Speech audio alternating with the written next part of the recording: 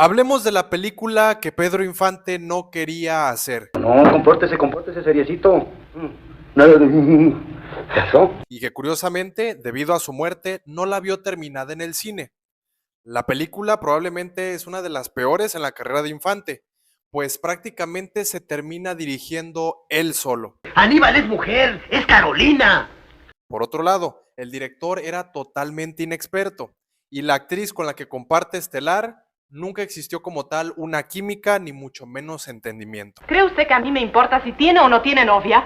¿Están listos? Demos un breve viaje en el tiempo. Mis queridos historiadores, después de varias semanas de no tener esta sección en el canal, nuevamente la retomamos y vamos a hablar de la película Pablo y Carolina, una cinta totalmente del recuerdo en la filmografía del gran Pedro Infante.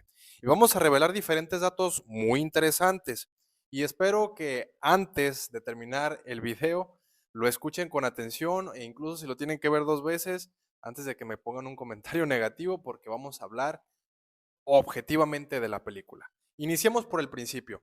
La cinta como tal se comienza a filmar a partir de diciembre de 1955. Estamos hablando que esta película es de las últimas de Infante, tan de las últimas que él ya no la ve realizada en las pantallas grandes, ya no la vio terminada como tal. Y curiosamente, pues la película es a color, bajo la productora de Matuk Films. Pero bueno, vayamos al elenco. Antes de revelar todo lo que vamos a hablar. El elenco estaba conformado por Eduardo Alcaraz, Alejandro Shanguerotti, evidentemente el mismísimo Pedro Infante y la actriz con la cual compartiría por única vez, Iracema Dilian. Curiosamente, Iracema nació en Río de Janeiro, Brasil, en 1924. Y aquí viene un dato totalmente, pues, interesante, porque la actriz, su nombre como tal, era Eva Iracema Warszalowska. Ahora, vamos a hablar de Iracema y vamos a dar un poco más de contexto, porque como tal, Pablo y Carolina, esta cinta, Iracema es la última película que filma en México y curiosamente es al lado de Pedro Infante. Su esposo era el argumentista de la misma. Pero ahora profundicemos en lo siguiente, porque Pedro no quería realizar esta cinta. Ahora, lo más interesante probablemente de este video, y esto va a chocar con muchas opiniones, incluso de ustedes que son amablemente mi audiencia. Pedro Infante no quería realizar esta película, y aquí va la razón del por qué. Para 1955, Pedro ya era el actor y el artista consagrado, o sea, realmente ya lo había conseguido todo. Y Pedro, para 1955, ya estaba cerca de cumplir los 40 años, andaba por los 38 aproximadamente. Pero aquí viene algo más triste aún. El cine mexicano como tal ya entraba o se empezaba a poner en decadencia, pues realmente los argumentos y las historias que se presentaban en el cine, aunque ya había más tecnología e incluso las películas, por ser el gran Pedro Infante, ya eran a color, la realidad es de que carecían pues de muchísimo y dejaban mucho a desear. Usted como padre debía animarlo a su primera aventura.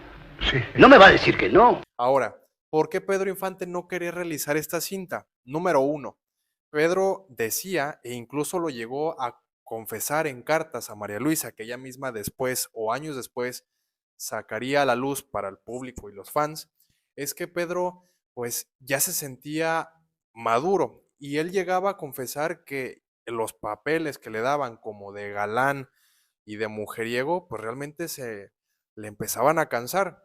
Por ende, no quería hacer esta cinta. También llegó a revelar que el papel como tal no lo sentía mucho o prácticamente que no le hacía sentir nada. Si esto no era suficiente, aquí vienen otros dos detalles que también la película, pues evidentemente terminaron por decepcionarle. Y es que el director Mauricio de la Serna, que era prácticamente un director bastante inexperto, no sabía dirigir a Pedro como tal. Recordemos que Pedro resultaba ser un actor sobreactuado. Y ojo, esto no lo digo yo, el que tendía a sobreactuar. Realmente, incluso el mismísimo Ismael Rodríguez, que fue la persona que hizo a Pedro Infante en la pantalla grande, lo llegó a confesar y a revelar. Por eso es que en los mano a mano, por ejemplo, con Fernando Soler o incluso con el mismísimo Jorge Negrete, Ismael le decía que se bajara, porque Pedro tendía a sobreactuar. Imagínense ahora con un director inexperto que prácticamente no sabía dirigir a Pedro. Por eso es que Infante se sentía pues perdido totalmente en las actuaciones.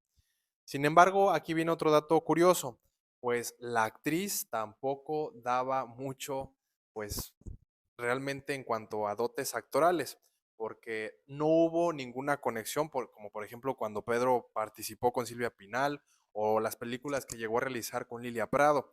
Iracema tendía a ser pues bastante fría realmente en sus actuaciones.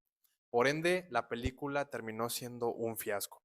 Y es que yo sé que hoy en día a muchas personas les gusta la película e incluso van a decir que es una de las mejores de Infante y que les parece cómica y divertida. Y es que viendo de lejos y a lo largo del tiempo esta película, realmente nos damos cuenta que el cine mexicano se venía en decadencia. Prácticamente estaba Pedro a la vuelta de que el cine pues fuera perdiendo poco a poco esa pues frescura y también el que se exportaran las películas y el que fueran realmente cintas de calidad.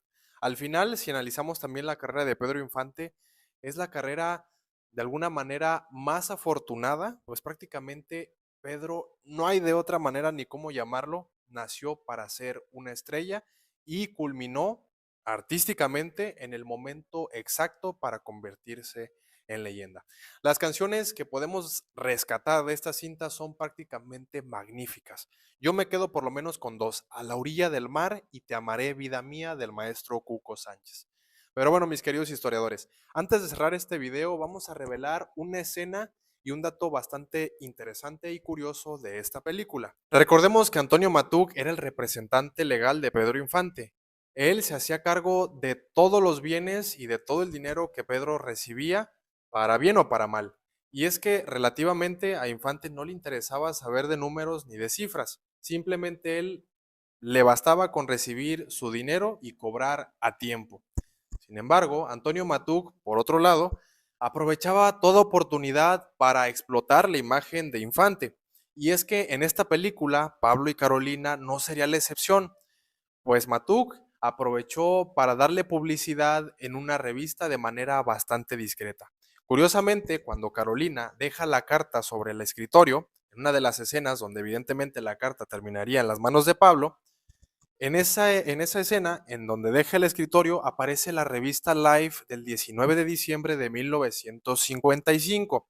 Curiosamente, si revisamos la revista, que para esa época era bastante comercial, en la página 61 aparece Pedro Infante dándole publicidad a un famoso fonógrafo de la época. Les voy a poner aquí las imágenes para que ustedes las vean y no se lo imaginen. Prácticamente aquí está la revista y pues la foto en la cual Pedro le da esta publicidad y donde Matuc, que era el dueño de las ideas y de la manera en que manejaba Pedro, pues se fue el responsable de todo esto.